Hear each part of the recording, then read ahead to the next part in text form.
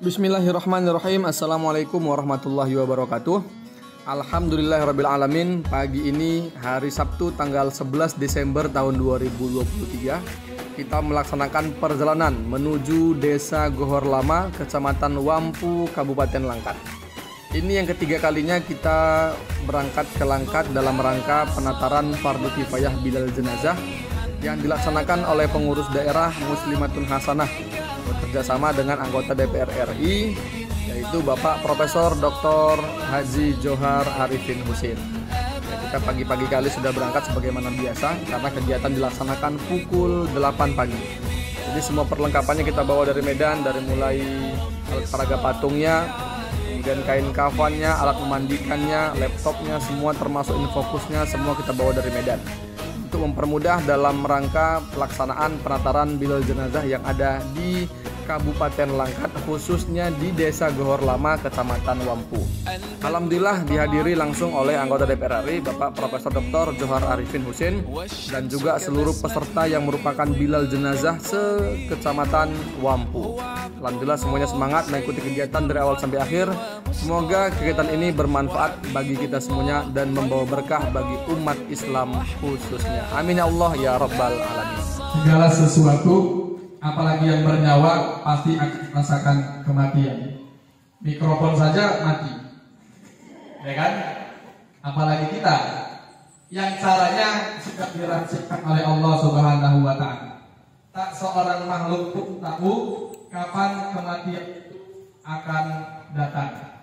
Buktinya tuh, kok dicek hidup ya? Katanya jin itu makhluk yang gaib, benar. Makhluk gaib pasti tahu akan hal yang gaib, tidak juga. Buktinya ketika para jin diperintahkan oleh Nabi Sulaiman untuk bekerja, ternyata tanpa mereka ketahui, Nabi Sulaiman yang mereka lihat katanya sedang sholat, ternyata sudah meninggal setahun lebih. Jadi mungkin satu-satunya Nabi yang tak diketahui kapan meninggal pastinya adalah Nabi Sulaiman. Karena menurut jin ketika itu Nabi Sulaiman sedang sholat, padahal beliau sudah meninggal dunia.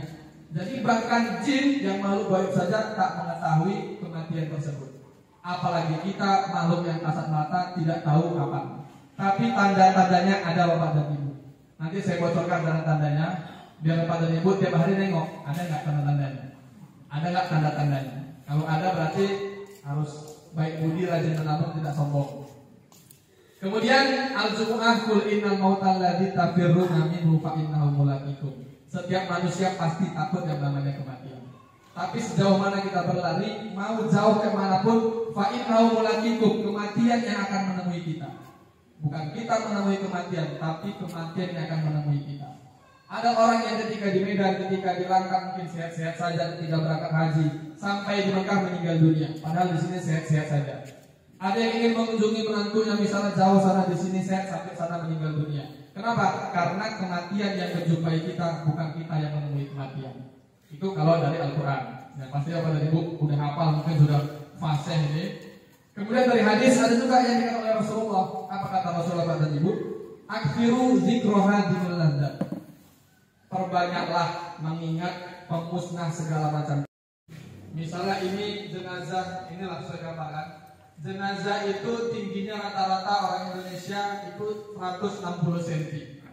Maka kain yang kita perlukan 160 tambah 30 bagian atas, tambah 30 bagian bawah. Totalnya 2 meter 20. Satu lembar kain. Kita butuhnya 5 lembar, berarti 2 meter 20 dikali 5, 11 lembar. Kalau anak kecil gini tingginya 140 tambah 30 170 tambah 30 2 meter. Kita butuh 5 lembar. Berarti kalau saya beli 10 meter cukup, Bu? Cukup. Ya. Nanti sebelum ini kita jadikan kain gamis, kain apa, kita ambil, Bu, dari ujungnya itu talinya, ya kan? Kita koyak saja karena kain kan gampang dikoyak, dipotong sedikit, tinggal ditarik, insyaallah bisa. Jadi Pak, ini sudah ada sama saya kain lengkap 10 meter. Yang di rumahnya belum ada, Pak, bisa Pak bawa pulang, Pak? Ya kan? Taruh depan lemari, pas buka lemari sudah, Pak. Astagfirullahaladzim. Dia buka lemari, astagfirullahaladzim. Ibu udah nyiapin kain kapan belum? Belum, ya? Kenapa belum?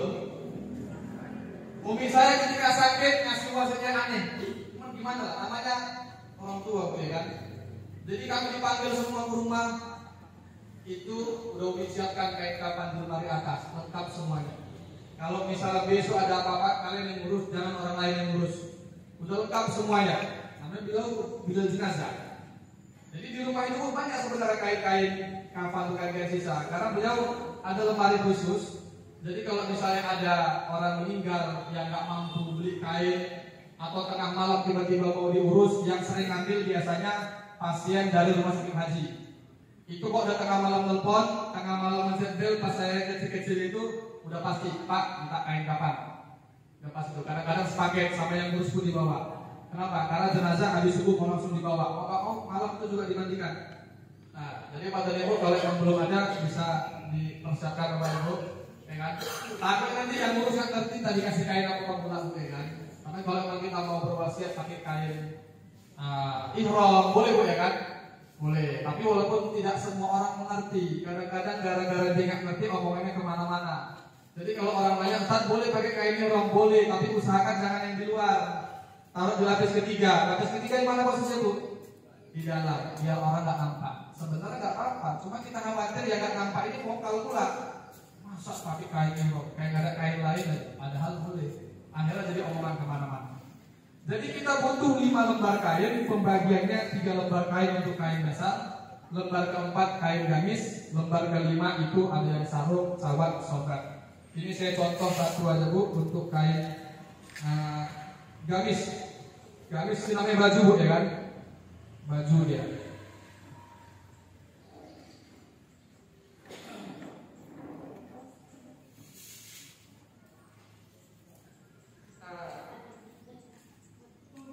Ini dia Bapak Ibu ya kan.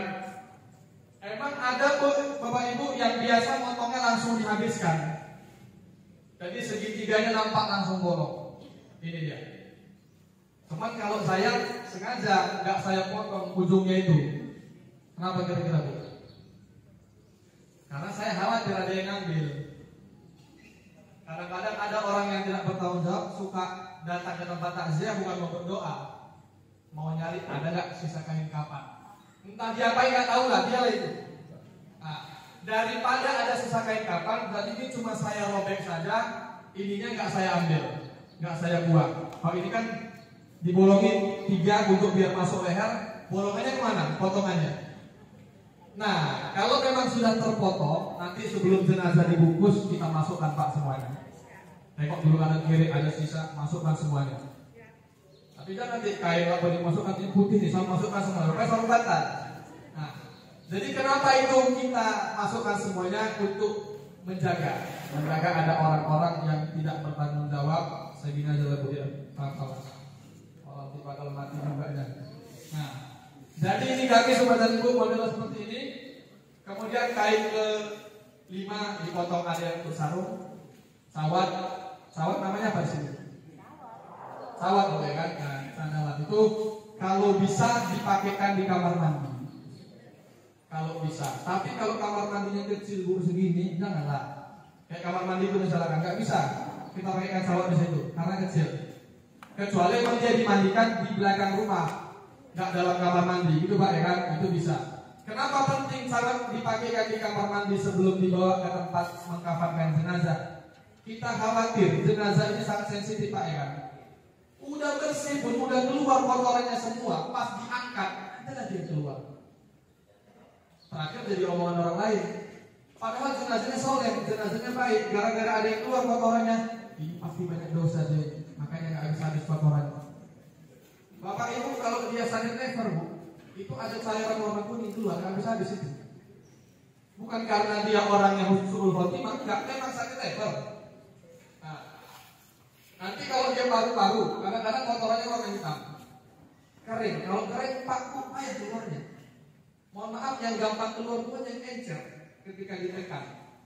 Nah, kalau dia sakit paru-paru itu kadang-kadang dia warna hitam. Hitam itu dia kayak serbuk-serbuk kopi gitu. Itu kan keluarnya payah. Kadang-kadang dia udah kita gerakkan, udah bersih, baru keluar. Terus gimana lah Pak? Udah kita mandikan, udah bersih, udah kita wudukkan. Pas mau kita pakaikan sawat, kita keluar lagi kotorannya. Kita mandikan lagi tuh Pak. Gimana Bu? Nah, dibersihkan aja. Makanya tadi kita penting bawa sawat itu sama sebenarnya. Ya ini Pak. Ini sebenarnya gacor saya nih kalau mandikan jenazah. Kapas. Kalau udah siap perlengkapan jenazah untuk mandikannya, kapas bawa kamar mandi. Mana tahu kotorannya nggak habis-habis, mungkin karena sakit atau sebagainya, ambil potongan kapas sedikit, kasih air Pak ya kan, masukkan ke dalam lubang. Atau sakit jantung, muntah darah, pas muntah itu meninggal itu pasti hidungnya berdarah, giginya, mulutnya berdarah. Kadang-kadang yang kena serangan jantung sedikitnya lidahnya. Kalau dari lidah sedikit darah nggak habis-habis. Mau disiram air keluar lagi, siram air keluar lagi. Kita khawatir dia udah bersih pas diangkat. Karena saya pernah siram. Ternyata orang yang berada di pangkat badan lebih tinggi daripada kaki. Jadi posisi badannya agak ke bawah gini. Akhirnya mengucur darah. Untung ada ya Bu. Tapi kapas yang kita pakai kan kapas dulu, bukan kapas untuk orang sakit. Nah, kayak kapas kain ya Pak ya kan. Ini yang kita pakai. Kalau kapas yang itu yang untuk orang sakit itu kadang-kadang darahnya pun keluar. Kalau ini kan dia udah pada. Pas darahnya keluar, tutup langsung pakai kapas tadi. Insya Allah darah. Nah, jadi kalau kita bawa sawat tadi ke kamar mandi, sebelum dia nanti keluar lain sebagainya, udah aman insya Allah. Jadi ketika jenazah nanti misalnya mau dimakam, mau dikafankan, itu dia sudah aman kita dari kotoran-kotoran dari badan ibu dan auratnya pun sudah tertutup. Nah, tadi Prof. Zohar bilang banyak di daerah itu orang yang bukan muhrim ngurus jenazah. Kadang-kadang jenazah mau dikafankan, kita ngapain Pak? Tutup pakai kain panjang. Biar apa Pak itu Pak? Biar nggak nampak. Tapi yang megang kain pun nengok. Ya kan? Kan gini dia megang ya kan? Nah, dia nengok juga. Lah, kenapa ditutup kalau ditengok? Itu artinya kenapa ketika mengkafankan jenazah saya buat gamisnya ini lebih panjang ke depan daripada ke belakang. Begitu jenazah diletakkan di tempat mengkafankan jenazah, dia mesti pakai kain panjang. Nah, kalau mesti pakai kain panjang tadi, yang dipasangkan terlebih dahulu adalah gamisnya. Kan gamis di belakang posisinya. Pasangkan gamisnya, aurat tutup. Udah selamat Bapak Ibu. Jadi sebenarnya nggak perlu lagi ada yang megang-megang kain tirai tadi, karena sudah tertutup auratnya. Barulah kita pakaikan dengan sarung tadi. Pertama di dalam, mohon maaf kalau sudah tertutup dengan sawat, kemudian badannya semua sampai bawah sudah tertutup. Nah, tinggal yang lain-lainnya saja, tinggal membungkus. Kenapa dia ditutup? Kadang-kadang memang karena ini gamisnya nggak modelnya seperti ini. Ditutup pun dia Bapak dan Ibu, gamisnya hanya segini, sebatas baju saja. Jadi bagian bawahnya terbuka. Kan ini belakangnya nggak kita pakai sebenarnya. Jadi kita buat saja yang lebih panjang itu bagian depannya, untuk meminimalisir jenazah tidak dilihat auratnya oleh orang lain. Ini untuk mengkafankan jenazah Bapak dan Ibu. Ini tadi susunannya sudah dijelaskan Bapak dan Ibu. Nah, seperti mana gambar boneka ibu ini kan kita ikat di sebelah kiri. Kenapa sebelah kiri? Biasa lebih tahu ke bapak yang ikut ke kuburan. Karena jenazah ketika diletakkan ke liang lahat itu mereng ke sebelah kanan. Jadi ibu walaupun ibu yang ngurus jenazah perempuan tetap sebelah kiri Bu. Karena dia kasihan Bu yang ngurus di dalam kuburan. Harus gini-gini dia untuk membukanya. Kalau gini kan tinggal buka. Dan ikatannya nggak usah ikat mati. Ikat simpul saja Bapak Ibu ya kan. Nah, selanjutnya Bapak Ibu ini untuk mengkafankan jenazah, kemudian memandikan jenazah. Memandikan jenazah namanya mandi. Intinya berarti disucikan ya kan, mensucikan si jenazah. Kenapa harus dimandikan jenazah? Karena memang jenazah nggak bisa mandi sendiri Pak ya kan. Nah, perlengkapannya yang paling wajib air. Namanya mandi. Yang paling wajib air. Bahkan kalau nggak ada air nggak usah dimandikan. Kita yang bukan. Yang meninggal perempuan Bu. Bila perempuan 3 orang, 1 pulang kampung, 1 sakit, 1 sekarat. Ada lain yang bisa ngurus? Gak ada. Ada bila laki-laki. Mahram? Enggak. Jenazah cukup ditayamumkan. Tapi yang masak 1 kampung pada dia bisa. Yang lalu saya bilang Prof kan, di Medan itu kalau nggak salah data jenazah ada 25.000 orang. 25.000 Bu, lengkap. Hadir semuanya. 3 hari sebelum Lebaran di kantor Kemenang. Ngapain lu? Iya, karena ada kupon. Di situ lalu nampak banyak rupanya Bilal di Kota Medan ini. Jadi pas ada yang meninggal kok iya, nggak ada kok minta ke catering lain. Nah, jadi banyak Pak, banyak itu tadi lah 3 hari sebelum Lebaran lengkap semuanya. Tapi dia pas bilang ada yang meninggal, ada yang sakit, ada yang arisan, ada macam-macam. Mudah-mudahan di sini kayak gitu Pak Kades ya. Ya, alhamdulillah. Nah, yang Kak Bilal pun ikut ngurus. Cuman yang mahramnya Pak ya kan. Nah, kalau yang pertama makanya Bu, anak-anak kita kita ajarkan lalu. Kita kasih tahu, setidaknya dia hadir. Jadi yang paling wajib adalah Bapak Ibu air murni. Air murni berarti air mutlak, air yang belum dipakai sama sekali. Ya kan, air kelan itu termasuk air mutlak. Air hujan air mutlak karena belum dipakai untuk masak, belum dipakai untuk wudhu dan sebagainya. Ini yang wajib. Biasa kita siapkan dua ember. Kenapa 2 ember? Sebenarnya 1 ember cukup kalau embernya besar. Cuma lebih baik air itu berlebih Bapak Ibu daripada kurang. Karena kita tidak tahu bagaimana kondisi jenazah. Makanya diperbolehkan juga sebelum ngurus jenazah, gak apa-apa lah tanya sama keluarganya. Sakit apa Bapak sebenarnya? Kapan meninggalnya?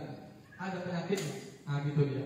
Karena saya pernah ngurus jenazah, ketika mau saya keluarkan kotorannya, saya urut perutnya gak keluar. Saya tanya sama anaknya, Bapak meninggal tadi pagi? Iya Pak. Pagi biasanya Bapak ngapain? Pagi biasanya Bapak hari ini Bapak gimana? Bapak masih puasa. Puasa. Berarti beliau subuh itu puasa. Kebiasaan Bapak kalau pagi itu habis sholat subuh buang air. Kalau udah buang air, bisa saja memang kotoran di perut udah gak ada lagi. Jadi kan gak perlu Bu kita paksakan keluar. Takutnya keluar ambeien kan, khususnya keluar. Berarti memang keadaannya memang diisi perutnya sudah tidak ada lagi. Nah, jadi perlu air itu diperbanyak karena kita tidak mengetahui bagaimana kondisi si jenazah. Air selanjutnya yang lain Bapak dan Ibu yang biasa itu disiapkan adalah air sabun. Kalau ada bagus, kalau nggak ada nggak apa-apa Pak. Ya kan? Air sabun berarti ada sabun yang dicampur pakai air, ada sabun yang batangan. Biasa kita pakai sabun apa Bu? Yang hijau Bu ya. Nah, saya pernah diprotes sama Ibu karena saya mandikan ayahnya dokter pakai sabun batang. Ketika beliau nengok, Ustaz, pakai itu yang dimandikan, kasihan lah.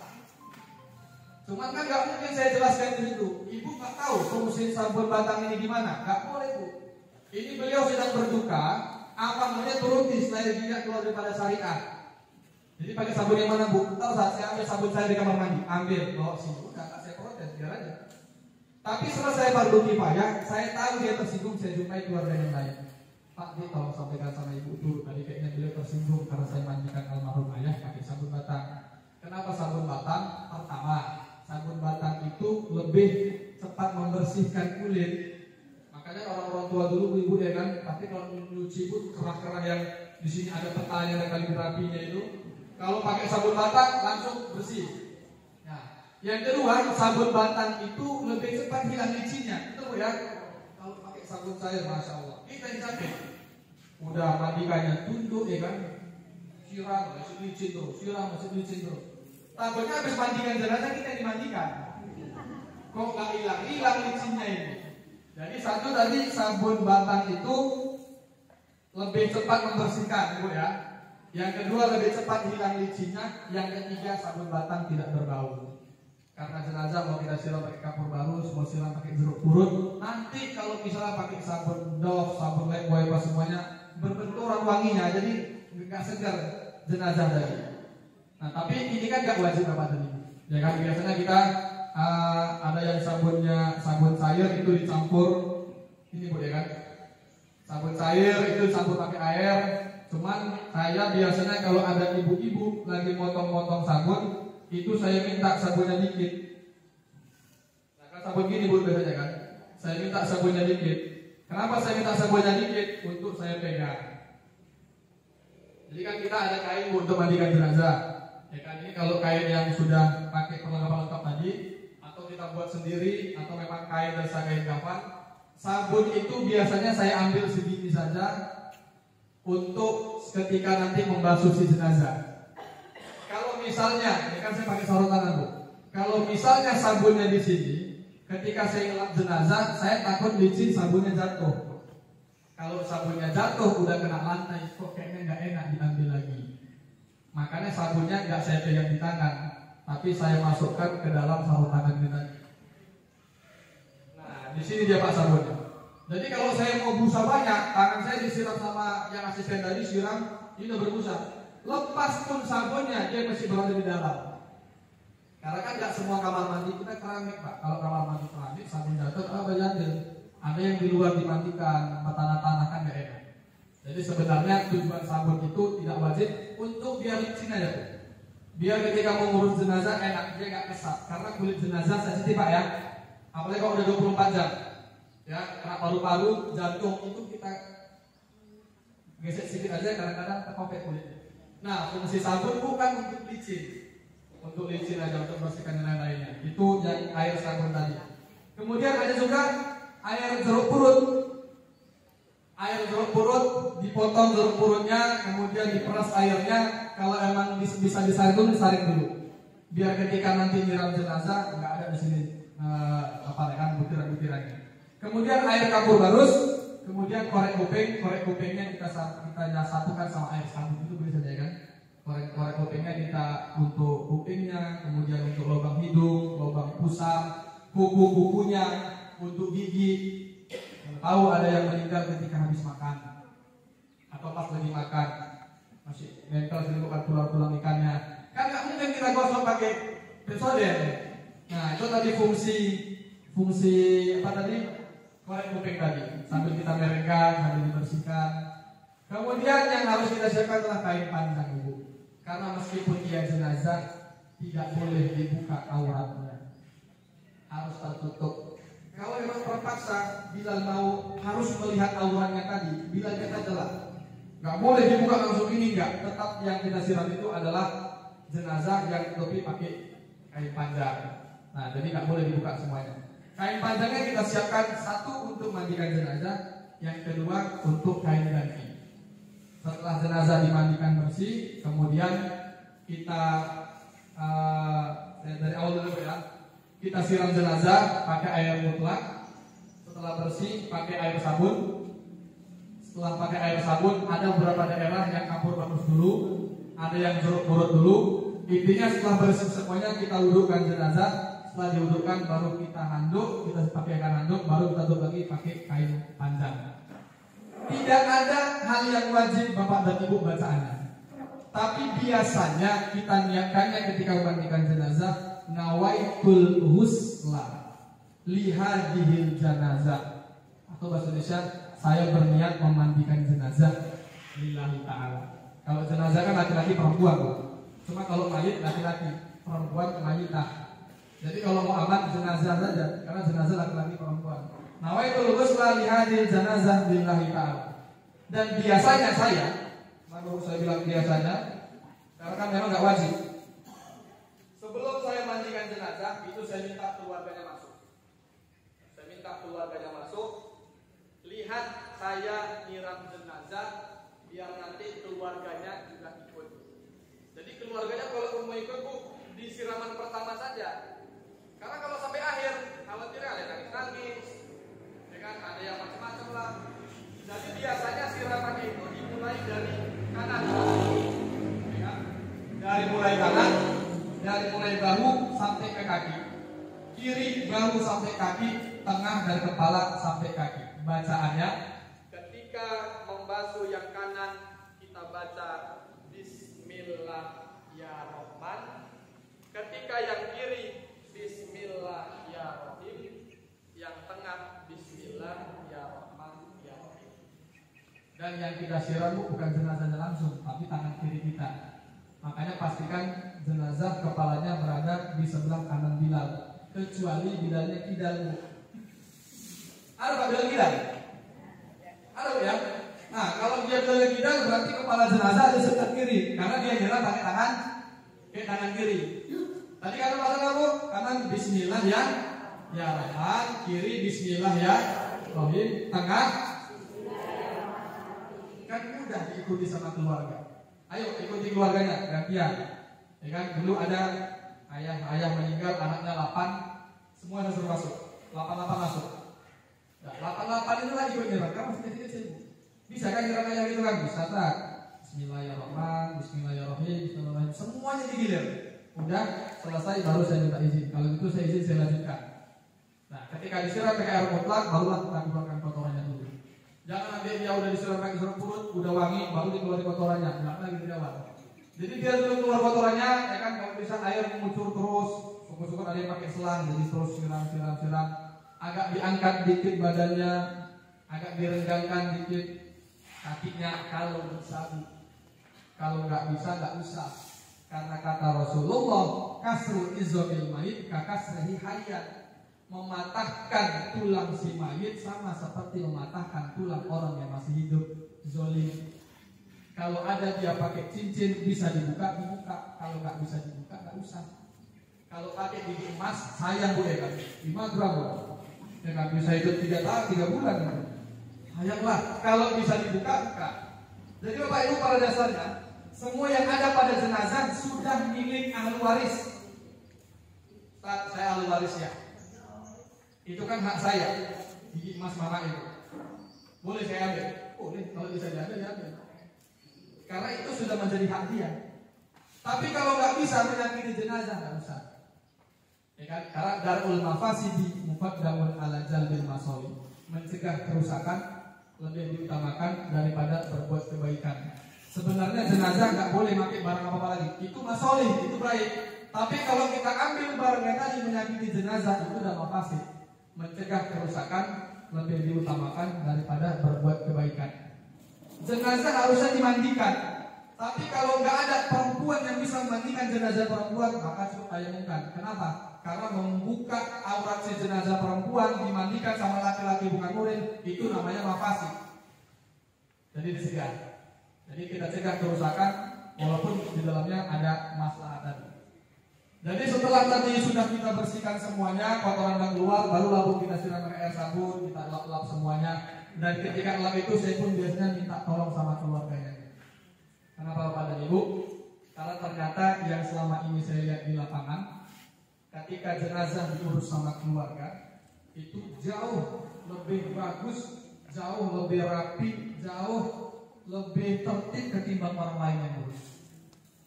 Kadang-kadang saya bilang sama anaknya, kau basuh tangan ayahnya. Inilah tangan ayah dulu tuh yang pernah membasuh kepala pas masih kecil. Inilah yang memulai kepala dulu. Tangan itu. Tangan inilah dulu yang nyuapin pas masih kecil.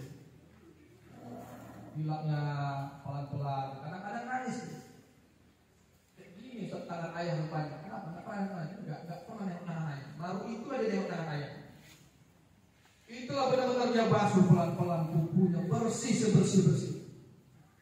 Pas kaki, ya inilah kaki ayahmu yang selalu kerja banting tulang tarik nafkah itu jalan kaki berpuluh-puluh kilometer. Ini saja, keriput saja. Baru nengok, ini baru nengok. Kadang-kadang udah kita bilang udah belum start, belum bersih start. Masih dinikmatinya ngelap kaki ayahnya tadi. Gak apa-apa untuk yang terakhir kali. Tapi kalau orang lain yang ngurus, udah, dengar, ini udah, apa yang udah ini mesti jorok ini kan, kita bersihkan. Makanya penting memang keluarga itu yang ngurus si jenazah. Nggak ada rasa jijiknya, nggak ada rasa takut. Udah, bisa tengok ayah, bisa. Nah saya siram kamu nengok ya, saya siram dia nengok. Udah. Kenapa nggak sih? Dulu pun saya kecil kan ayah juga yang nengok. Nah, jadi memang ada rasa tadi. Jadi boleh keluarga itu memandikan jenazah asal keluarganya siap tuh. Ada yang Ustaz, saya boleh Ustaz, mama boleh saya ikut mandikan ayah. Aku sekarang itu satu nangis-nangis gak usah lah. Nanti siram sekali nangis, siram dua jerit, artinya bisa di kamar aja, sama tengok aja lah. Atau terima jadi aja lah. Terima jadi. Nah, kalau yang bisa ikut dipersilakan. Berarti ini gambar saya salah dulu. Posisi jenazah ini harusnya di sebelah kanan si Bilal. Malu udah saya suruh pindah, nggak mau dia. Nah, saya pindah posisi dulu, nggak mau dia. Nah, jadi dia ada yang pakai rasbang seperti ini Bu, ada yang pakai kursi panjang, pakai bangku di bangku. Nah, saya sebenarnya lebih suka ngurus jenazah yang ini di bangku. Kenapa? Karena yang mampu ini itu bisa ikut kerja juga kan. Balikan. Habis itu sambil gosok bisa. Cuma kalau ini kadang-kadang nggak payah. Apalagi rantainya agak besar. Nah, tapi Bapak Ibu kalau memang kita pakai yang ras bangga seperti ini, pastikan kakinya satu itu lebih rendah. Misalnya ini Pak ya, ini kepala. Kaki dan bagian bawah itu harus lebih rendah. Biar ketika kita nyiram jenazah, airnya jatuh ke sana. Nanti biasanya di sini ada bolongan. Bolongan inilah kita kasih selang langsung ke paret misalnya. Jangan salah Pak, takutnya yang di sini paling rendah. Pas keluar kotornya disiram air, numpuk semua di sini kotorannya. Rambutnya gimbal pula kan. Kadang-kadang kita buru-buru udah siap. Kita Pak yang dicek. Karena yang ngurus itu orang STM kadang-kadang. Dia tahunya yang penting perlengkapan semua sudah siap, nggak tahu mana posisinya. Ada yang jenazah di sini, airnya ada air di sana. Kan nggak mungkin kita ngambil air ke sana, ke sini lagi, jatuh kepleset, selesai. Maka Bapak Ibu pastikan dulu kita sebelum mandikan di mana posisi air, di mana posisi sabun. Itulah untuk memandikan si jenazah tadi. Tempat pembaringan, air mutlak minimal 2 tot, air sabun, air campur halus. Boleh pakai daun bidara, namanya sidar, ada juga hadisnya pakai sidar. Kalau nggak ada nggak masalah. Air jeruk purut, korek kuping tambah air sabun, kain panjang untuk basahan, kain panjang kering, handuk dan kain cawatnya. Kain cawat kalau memungkinkan Bapak Ibu dipasangkan cawatnya di kamar mandi. Kalau nggak memungkinkan jangan dipaksakan. Cukup dipakaikan cawatnya nanti ketika diletakkan ke pembaringan. Syarat mandikan jenazah, adalah seorang muslim jadi sudah jelaskan semuanya di depan tubuhnya walaupun hanya sebagian. Orang yang berhak memandikannya adalah orang yang paling berhak dapat warisan. Jadi kalau dia berhak dapat warisan, dia yang paling berkewajiban ngurus jenazah. Ingatkan tuh bagi keluarga kita, ya kan? Yang buat teh manis biar orang lain, yang nyambut tamu biar orang lain, yang ngurus jenazah ahli warisnya. Kalau istri yang meninggal, suaminya harus standby, anaknya harus standby. Kalau mama yang meninggal, keluarganya boleh. Yang mandikan harus yang mahram. Kecuali dia suami istri, suami boleh mandikan istrinya, istri boleh mandikan suaminya. Ayah boleh mandikan anak perempuan, anak laki-laki boleh mandikan ibunya, ibu boleh mandikan anak laki-lakinya. Selain itu nggak boleh Bu. Dapat istri tangga kalau meninggal nggak boleh memandikan. Kecuali istri tangga itu adalah adik kandung bapak, boleh. Cuma kalau memang ada yang lain adalah kita khawatir ada omongan orang-orang yang tidak bertanggung jawab. Kalau mandikan jenazah tadi sudah Bapak Ibu, walaupun ada yang bilang 3 kali, ada yang pakai air 9. Air 9 itu berarti 3 kali pakai air mutlak, 3 kali pakai air sabun, 3 kali pakai air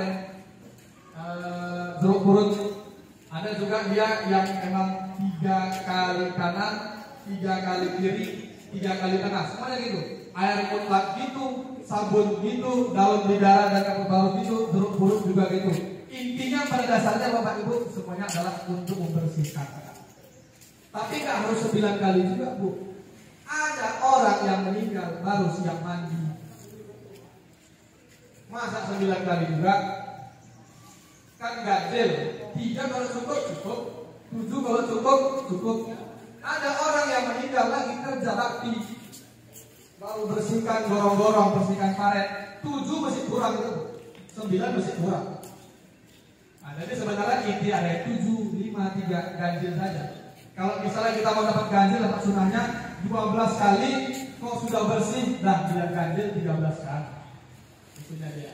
4 kali udah bersih, biar ganjil buat 5. Karena tergantung kondisi si jenazah. Bapak dan Ibu yang dirahmati Allah Subhanahu wa taala, terkait tadi 2 hal yang banyak orang berbeda pendapat, mengkafankan dan memandikan sudah, kemudian mensolatkan jenazah. Mensolatkan insya Allah semuanya tidak ada yang ikhtilaf. Ya Bu, pasti semuanya 4 takbir Pak ya. Enggak ada 4 rakaat kan? Enggak ada. Pakai rukun Bud? Enggak ada.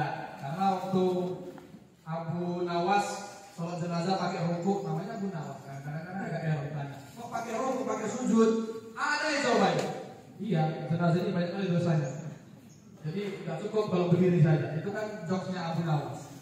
Cuma dia tidak pakai ruku, tidak pakai sujud, arba'a takbiratin, bukan arba'a raka'atin. Bapak dan Ibu, kadang-kadang ada yang keluarga itu yang memang tidak dipersiapkan untuk ngurus jenazah. Ada yang bisa mandikan? Nggak ada. Ada yang bisa mengkafankan? Enggak ada. Kalau sholat bu, saya paksa anaknya harus jadi imam. Sholat nggak bisa sholat, kan nggak pakai suara, hafal doanya. Pertama Fatihah, takbir kedua sholawat, sholat bisa lengkap, bisa. Apa takbir ketiga? Cuma Allahumma gfir lahu, cukup Allahumma gfir lahu. Kalau sampai habis bisa alhamdulillah. Takbir keempat Allahumma la tahrimna ajrahu, bisa, bisa. Nanti kamu jadi imam yang doanya biar saya. Jadi janganlah masa keluarga pun nggak ada, pihaknya nggak ada partisipasi sedikit pun. Masa cuma jadi imam aja nggak bisa.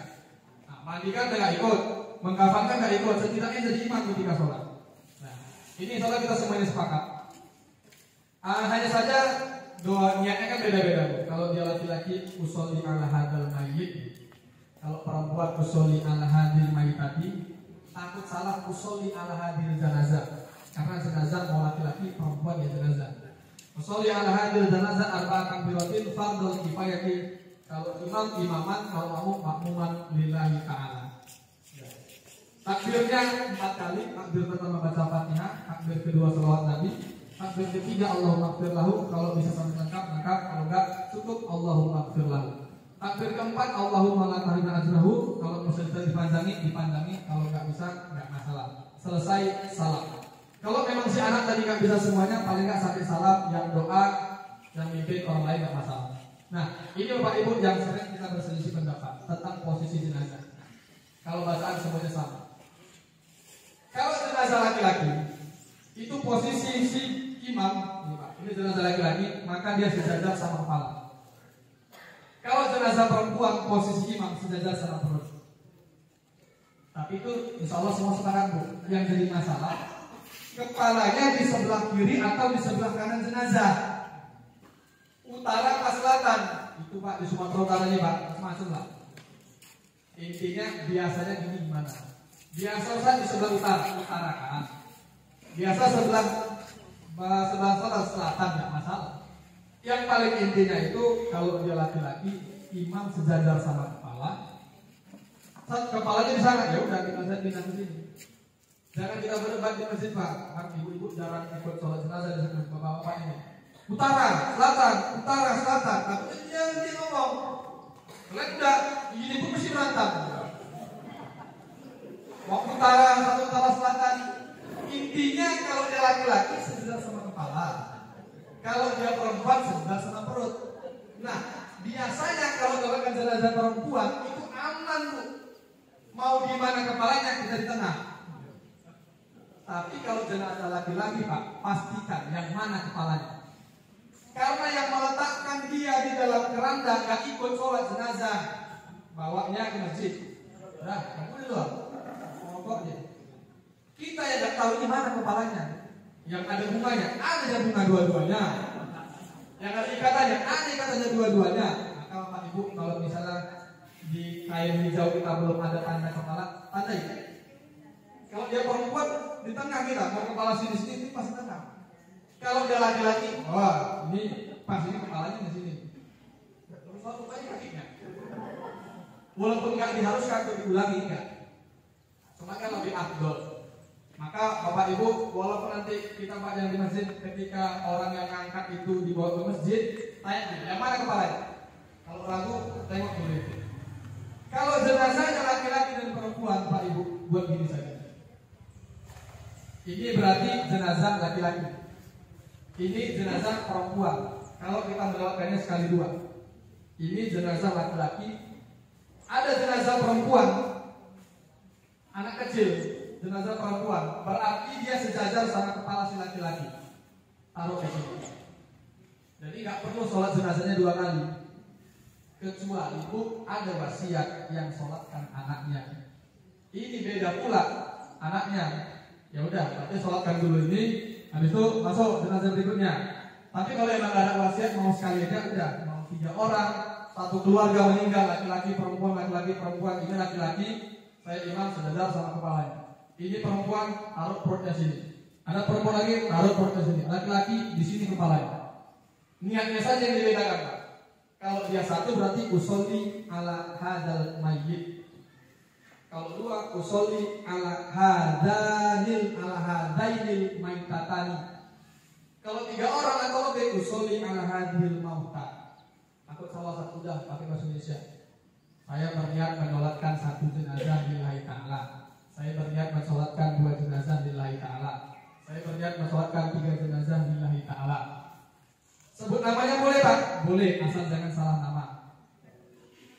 Karena dalam usul fiqh dijelaskan yang tak disebutkan itu maka tak dapat syaratnya. Jenazah ada 11 Pak, korban kecelakaan misalnya. Kita lihatnya usolli ala asyarati mauta fardhu kifayah. Saya berniat mensolatkan 10 jenazah lillahi ta'ala. Jenazahnya berapa orang Pak? 11. Berapa yang disolatkan? Yang disolatkan 10. Yang nggak disolatkan Bu? Yang mana? Ulangi soalnya. Itulah satu dalam usul fiqh. Kalau yang nggak disebutkan dia berarti nggak jelas siapa yang disolatkan. Nggak jelas. Kecuali saya sebutkan namanya.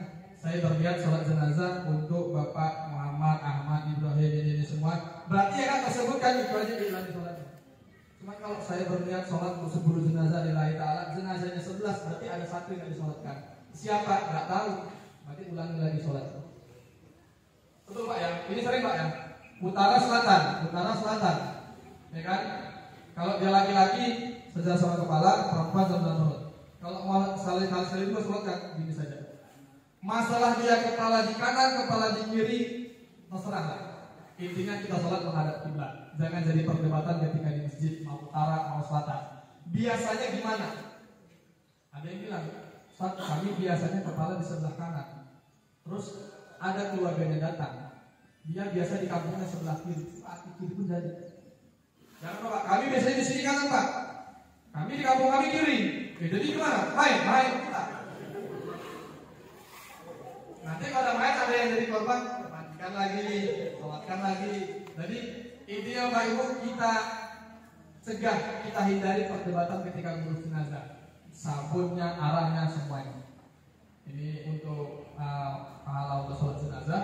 Kemudian, nah ini Pak ada kata-kata yang keren ini untuk sholat jenazah. Apa itu? Mari kita sholat berjamaah di belakang imam. Sebelum kita disolatkan di depan imam.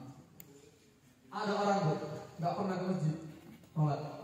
Sekali ke masjid depan imam dia. Ya Pak kan? Nggak pernah sholat di belakang imam. Sekali ke masjid langsung depan imam.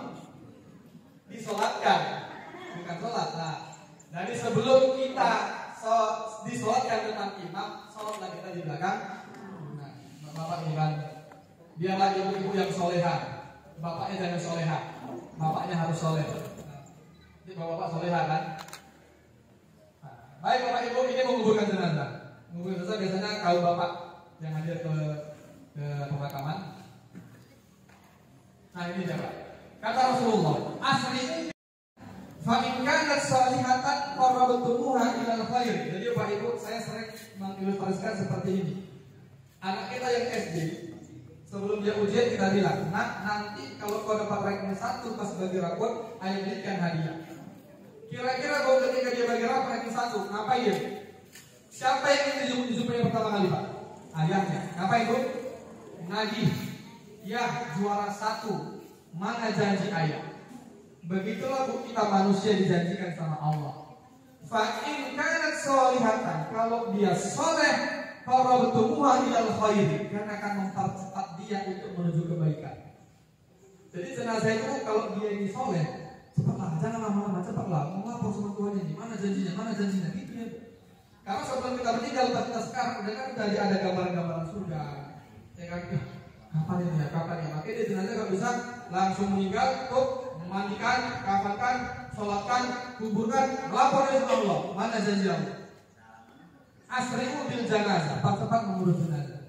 Tapi kalau jenazah itu enggak soleh, wa in kanat ghairu zalika, kana syarran tad'unahu an riqabikum. Ini ketika kita ini dipikul. Nah, jenazah itu ketika dipikul ya, kalau dia orang soleh, dia akan berkata cepat. Kenapa? Karena dia akan mendapatkan kesolehannya. Kalau dia orang yang buruk, yang gak soleh, jangan lama-lama di bahu kalian. Itu kata Rasulullah. Jangan lama-lama di bahu kalian. Nah, pada unaukan syaratan tad'una ala riqa'an riqabikum. Itu jenazah gak baik. Jangan lama-lama di sini, cepat. Makanya kita kadang kalau bawa jenazah Pak agak cepat Pak ya kan. Pak, kalau bisa pun yang kalian jalan suruh minggir dulu. Karena memang ada hadis cepat untuk bawa jenazah. Bahkan jenazah itu ketika kita bawa ketika jadi kita pikul, dia mesti ngomong. Ini.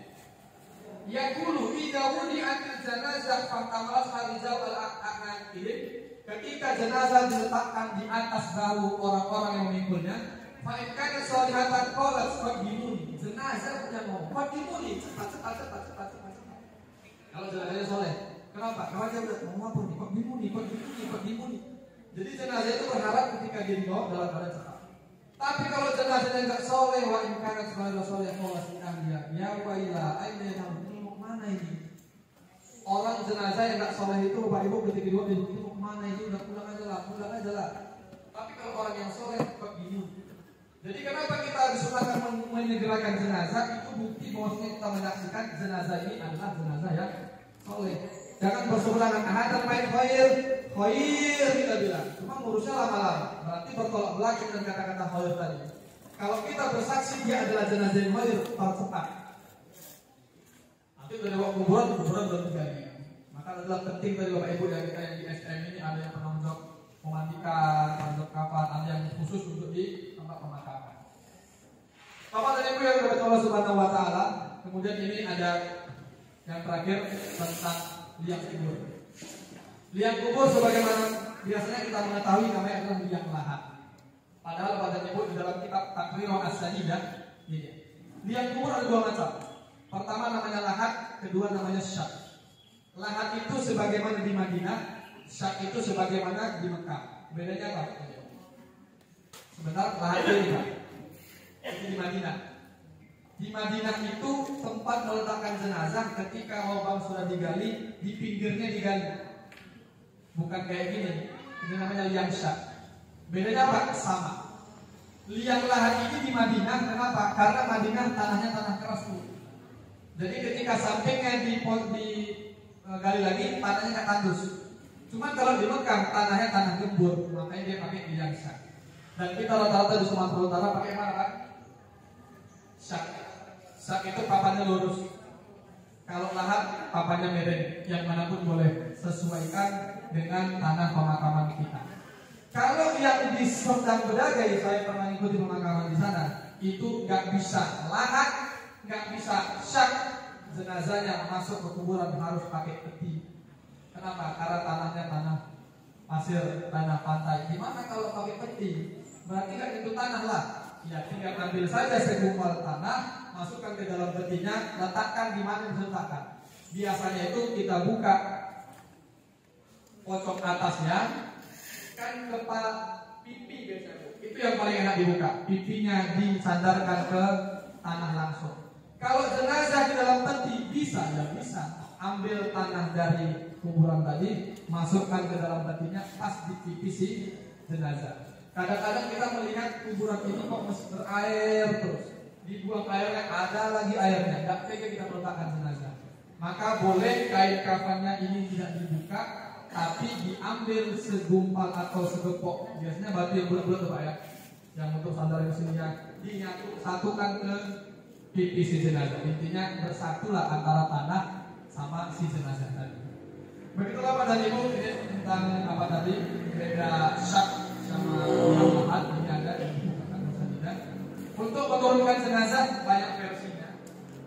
Ada yang kanan dulu, ada yang kiri dulu, ada yang kaki dulu, ada yang kepala dulu, ada yang pakai azan, ada yang nggak pakai azan. Itu sebenarnya perbedaan pendapat. Nggak boleh kita berdebat di situ karena masing-masing ada riwayatnya. Jangankan beda mazhab Syafi'i saja terkait azan berbeda pendapat. Syafi'i satu mazhab muridnya berbeda pendapat. Kan yang berbeda pendapat bukan Syafi'i sama Hanbali, tapi Syafi'iyah. Syafi'iyah pengikutnya, Hanabilah pengikutnya. Kalau Syafi'i, Hanbali, Maliki semua berbeda pendapat, pengikutnya yang berbeda pendapat. Kenapa? Karena hidup di zaman yang berbeda. Ini pun materi yang saya sampaikan. Dengan mungkin kalau hari ini ada yang nyampaikan materi misalnya di Aceh, di Kapatul itu pasti berbeda. Tapi apalah salahnya kalau kita mencari persamaannya saja, kalau tidak keluar daripada syariat Islam.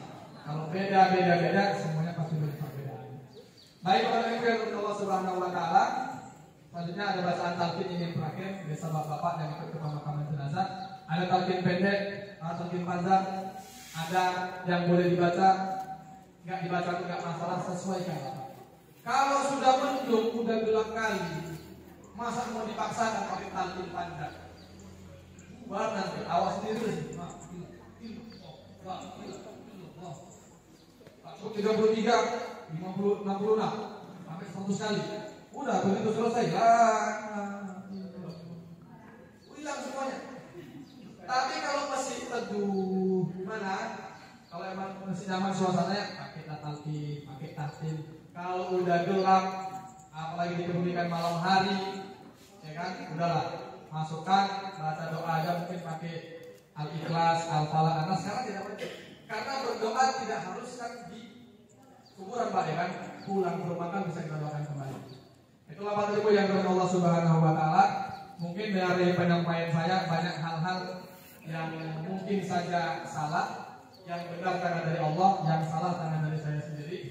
Ini Bapak Ibu karena banyak sekali sebenarnya praktek kita ini kan teori semuanya Pak. Praktek kita nggak tahu kapan. Kalau ada orang belajar masak di sekolah pagi, pulang dari sekolah dia bisa langsung praktek. Kalau ada orang belajar bengkel di sekolahnya pagi, pulang ke rumah bisa langsung bongkar. Cuman sekarang kita sudah belajar teorinya, kita nggak berharap pulang dari sini langsung urus Pak, ya kan? Nah, itulah kadang-kadang saya udah 20 kali ikut pengantaran fardu kifayah. Cuma lupa terus, kenapa? Belum pernah urus. Nanti udah materi ini sebulan kemudian baru ada yang meninggal. Mana yang semalam ya? Mana yang semalam ya? Jadi akhirnya saya dapat pesan dari kawan-kawan saya, Ustaz, buatkan video Ustaz. Makanya dari mulai setahun itu Bu, dari tanggal 3 Januari 2023, 3 Januari saya kemana-mana harus buat tim, tapi harus hidup terus. Nah jadi yang semua ini ada rekamannya. Pertanyaan-pertanyaan seperti diucapkan, Ustaz, gimana boleh nggak buka cincinnya? Ustaz, boleh nggak mencium jenazah? Ustaz, gimana boleh nggak dalilnya? Dan sudah saya simpan di sini Bu. Ini channel Fardu Kifayah, channel YouTube. Biar orang kalau misalnya hari ini tidak ikut atau kita ikut Pak, lupa, bisa langsung buka YouTube-nya Pak. Kalau Bapak nggak punya YouTube, pinjam punya anaknya Pak, pinjam punya yang lainnya, bilang, Pak, bukakan dulu channel YouTube yang namanya Fardu Kifayah Jenazah ini, Fardu Kifayah UAS. UAS ini Pak, Ustaz Abdullah Sani, Ustaz Abdul Somad. Fardu Kifayah Ustaz Abdullah Sani. Ini ada 40 video. Tentang tadi video yang saya tadi mengkapankan ini Bu, ada materi dari awal sampai akhir. Ada yang hanya memandikan saja, mengkapankan saja, ada yang tanya jawab, ada yang latihan pelatihan. 3 kali kita udah drop ya kan. Ketika di Tanjung Pura sudah ada videonya. Ketika di Saleh Seberang ada video juga. Insya di hari ini akan kita upload kembali. Jadi materi Bu nanti bisa dicek. Di sini kalau ada yang ditanyakan bisa langsung tanyakan. Nanti lihat aja Fardu Kifayah UAS semuanya ada di sini untuk memudahkan kita mempelajari atau mengulangi kembali. Kadang-kadang Bapak Ibu ada juga di sini yang ingatkan saya, Ustaz kayaknya ada yang keliru. Iya, makasih sudah diingatkan. Karena kita kadang-kadang ada yang lupa. Tadi kayak boneka tadi kan nggak sempat saya pakaikan sorbannya. Ada yang komen itu, Ustaz sorbannya belum dipakaikan. Jadi demikian Bapak Ibu yang dirahmati Allah Subhanahu wa taala. Sekali lagi kalau ada kata-kata yang salah, perlakuan yang kurang berkenan, saya mohon maaf. Kepada Allah saya mohon ampun. Setelah itu mungkin bisa kita buka sesi tanya jawab sekedarnya saja. Wal afu minkum, wassalamualaikum warahmatullahi wabarakatuh.